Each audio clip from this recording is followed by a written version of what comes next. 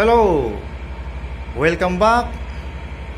So sa video na to, pag-usapan naman natin ngayon yung tinatawag natin emergency switchboard. So actually, mayroon tayong main switchboard, nandoon yun sa ECR, Engine Control Room. At saka ito naman, ito na yung tinatawag nating emergency switchboard. Okay. So of course, yung emergency switchboard, dito yung nakakonek yung emergency generator natin, naturally. So, in a normal situation, yung emergency switchboard natin, yung nakasupply nito is yung main switchboard. So, ibig sabihin, yung power nga nakakonek dito, ito yung feeder panel natin, tapos mayroon siyang 100 volts at saka mayroon tayong 440 volts supply.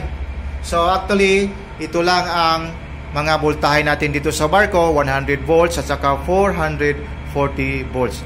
So yung mga supply nito as normal condition, nakagaling yan or connected actually ito directly doon sa main switchboard natin. So yung main switchboard natin, of course, ang nagsusupply niyan is yung main generator natin. Si diesel generator number 1 o si diesel generator number 2 or yung dalawa. Okay, naka-synchronous lang dalawa. Okay, naka-parallel yung dalawa. Halimbawa, nagkaroon ng gusto nating magkaroon ng malakas na power kasi may cargo operation o kaya during maneuvering. So yan, naka-parallel ang dalawa, naka-synchronize yan. So dito yan. So connected ito ngayon. Okay. So, yung 100 volts natin, dito makikita mo yung navigational light, okay, indicator. Ito yung mga CO2 alarm relay box, mga radio equipment, okay, mga emergency lights para sa mga boat deck o sa lahat party sa barko natin, mga emergency lights. So, dito yan, yung mga 100 volt supply pang emergency lang talaga. Okay? Pang emergency talaga. At saka sa 440 naman, of course, nandito yun, nakakunik yung mga 440 natin na mga equipment. Halimbawa, yung steering gear. So, sa ibang video ko, yung steering gear number 1, siya yung emergency steering gear natin. So, nakakunik siya, dalawa. Nakakunik siya sa main switchboard, at the same time, nakakunik siya sa emergency switchboard. At saka may emergency air compressor, okay, ganyan, mga battery charger, at saka emergency fire pump. Importante talaga yan ang mga yan. Okay. So, lahat ng mga equipments dito sa barko nga pang emergency, dito yan nakakunik yung mga power supply nila, yung mga circuit breaker nila. Okay. Now, paano ba yan nangyari o paano ba ang sequence nito? Okay, ganito yan. Halimbawa, yon, nagkakaroon tayo ng power interruption or blackout or problema doon sa main generator natin. So naturally, in response, halimbawa si main generator number 1 o main generator number 2 in service, tapos nagkaroon ng problema, anyway, may backup ng generator isa. Aanda siya. Pag di nila kaya, failure pa rin siya, so magkaroon tayo ng power interruption or blackout talaga. So pag nangyari yan, automatically, itong si emergency generator natin. Yan. May ibang video ako dyan. Paano magpapaandar sa emergency generator. So, itong si emergency generator natin, automatically, aandar yan. Aandar yan. Kasi, naka-sit siya sa automatic mode. Naka-auto yan. Excuse me. So, importante talaga yan. Okay. So, naka-automatic mode siya. So, aandar siya automatically pag magkaroon ng mga problema or mga failure. Okay. So, within 45 seconds, it is expected na aandar talaga itong si emergency generator kung magkaroon tayo ng mga power failure sa barko. Okay? So, yan ang naka-importante. Okay. So, iba't ibang barko, iba't iba namang disenyo ng emergency generator nila. May iba within 30 seconds, within 20 seconds. Basta, as soon as requirement, dapat within 45 seconds, aandar in automatic yan. Pag hindi andar in automatic, then iba naman ang senaryo. Puntahan na ni Ilik yan kung bakit ayaw umandar. Okay. Now, halimbawa, as normal, okay, yun na, failure, automatic. So, pag nagkaroon ng blackout or power failure, automatically, of course, mawala yung supply dito sa emergency switchboard natin, yung galing sa main switchboard na supply. So, walang power. So, paano na yung mga emergency natin ng mga equipments? So, naturally, yun. Aandar yun, si emergency generator. Siya ang magsusupply. So, automatically, may interlock itong dalawa. Yung circuit breaker ng emergency switchboard natin, actually may interlock yan sa main switchboard. So, pag wala ng power sa main switchboard, automatically, mag-connect itong si circuit breaker ng emergency switchboard natin dito sa panel board na ito.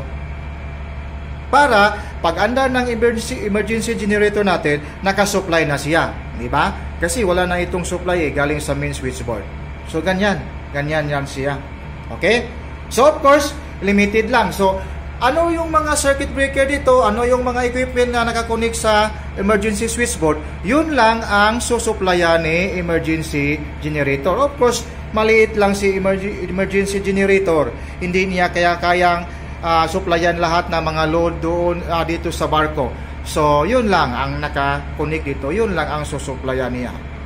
So that by the time babalik na ang normal natin power, na solved na yung mga problema sa main generator, so walang problema, aandar yung main generator, mag-automatic na naman, mag-close yung breaker sa main switchboard, magsusupply na naman siya dito sa emergency switchboard.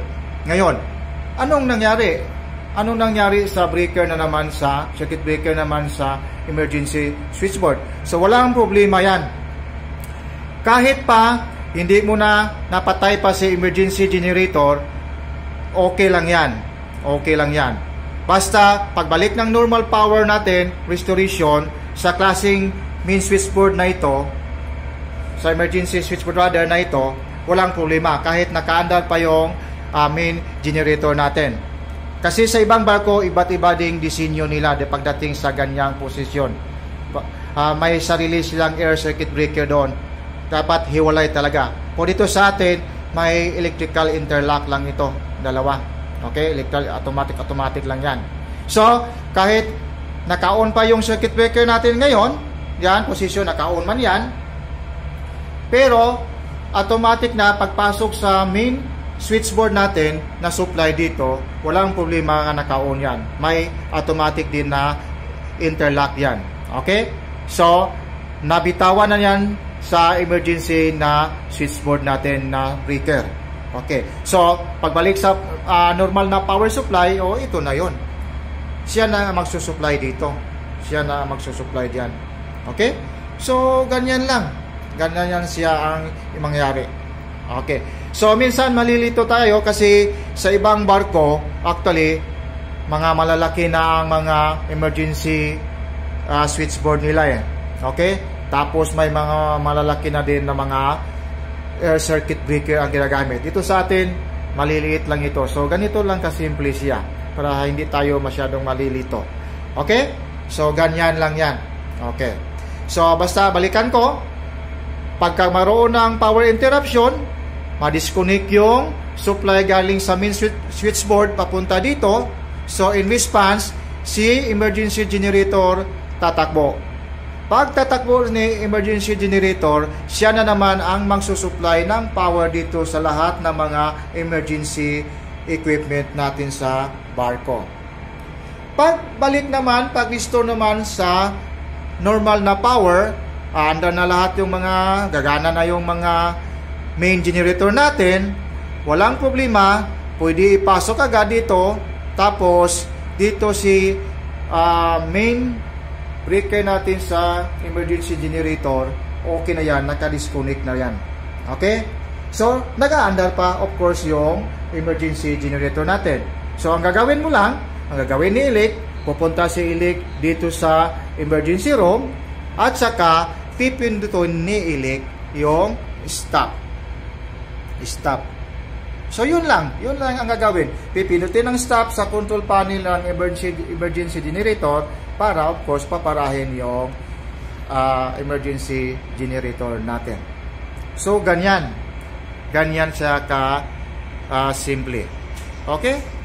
So I think that's all for this video, and hopefully may natutunan din kayo kunti kahit man lang medyo nahirap-hirapan tayong mag-discuss, no? Okay. So please continue to subscribe, like and share also para tuloy-tuloy din updated natin sa mga videos natin. So thank you very much for watching, and babu.